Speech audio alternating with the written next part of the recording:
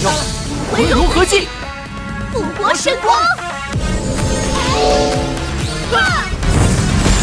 Став морским богом, Тансан будет сражаться с Бибидун и Тяньринсюэ, также богинями. Почти в самом конце, в финале, он проиграет и умрет. Бибидун вырвала его золотое сердце. Шансы на воскрешение с самого начала были невысоки, однако благодаря невероятному слиянию Оскара и Нинранрон, Тансан смог вернуться к жизни. О том, как Тансан погибнет от рук Бибидун, очень подробно рассказывается в этом видео на канале.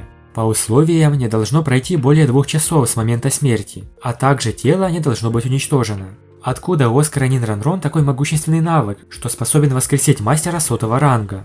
Все дело в их 100-тысячелетних кольцах и близости к богине 9 цветов и богу еды. Да, 9-е кольца Нинранрон и Оскара будут красные, возрастом 100 тысяч лет, соответственно сразу с 2 навыками. Божественный свет воскрешения может использоваться только при объединении колец Нинранрон и Оскара, поэтому это можно также назвать одним из самых сильных слияний на боевом континенте. После использования этого навыка они оба теряют духовную силу на месяц. Несмотря на то, что Оскар и Нинранрон рассказали о своей способности, никто раньше не был свидетелем воскрешения. О нем все слышали впервые, не говоря уже о возрождении бога. Сяову смогла воскреснуть, потому что ее душа осталась в духовном кольце и кости Тансана. Но в этот момент все, включая Танхао, Сяову, монстров Шрека, великого мастера и учителей, могли видеть ужасные раны на груди Тансана. Однако они верили в слова Оскара и Нинранрон, которые были их последней надеждой. Они не хотели думать, что Тансан ушел навсегда. Оскар посмотрел на Нинранрон и сказал: «Начнем». Они обои взяли за руки. Все в зале могли видеть остальные 8 колец Оскара, а кольца Нинранрон все потускнели, почти исчезли. Их 9-е кольца вдруг вспыхнули, расцветая ослепительным светом. Внутри чувствовалась огромная энергия. Золотой свет полностью покрыл Нинранрон, Оскара и Тансана. Все наблюдали за тем, что происходит внутри этого золотого ореола. В то же время Танхао, Дугабо, Золотой треугольник и Сяову были настороже. Все они были готовы сразиться с Бибидун, которая могла появиться в любую минуту. Мир внутри Золотого ореола был эксцентричен. Тело Тансана пока не претерпело никаких заметных изменений. Однако Нинранрон и Оскар менялись. Позади каждого из них появилась фигура. За Оскаром стоял золотой стройный мужчина в желтой мантии и короне.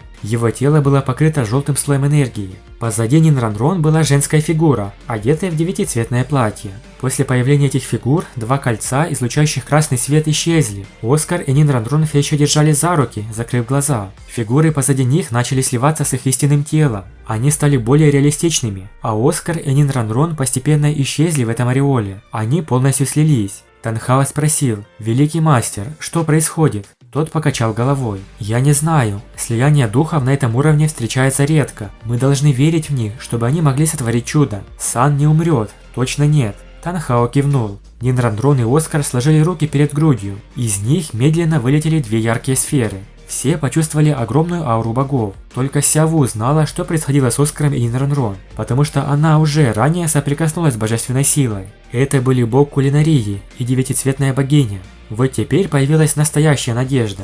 Слияние духов Оскара и Нинранрон смогло вызвать 2 богов. Используя их силы, они были способны воскресить Тансана. Эти 2 бога являются богами поддержки. Если они помогут, тогда воскрешение Тансана точно будет успешным. Бог еды и 9-цветная богиня медленно подняли руки. Энергетические сферы стали более четкими. В них постоянно вливались чудесные разноцветные молнии. Казалось, что эти 2 бога страдали от боли, но продолжали вливать свою силу. Неистовый прилив силы заставил золотой ореол дрожать, постоянно вспыхивая. Танхао сжал руки в кулаки. Как и другие люди здесь, они все переживали внутри. В конце концов, энергетические сферы приблизились к телу Тансана, а точнее к ране на его груди, где раньше было его сердце. Столб белого света ударил в большую рану на груди Тансана. Его тело под этой сияющей колонной белого света начало сильно трястись, поскольку каждая его часть сокращалась. Молнии ударяли одна за другой, ударяя и распространяясь по его телу. Огромная энергия сконденсировалась в воздухе. Слабый золотой свет появился на ране Тансана.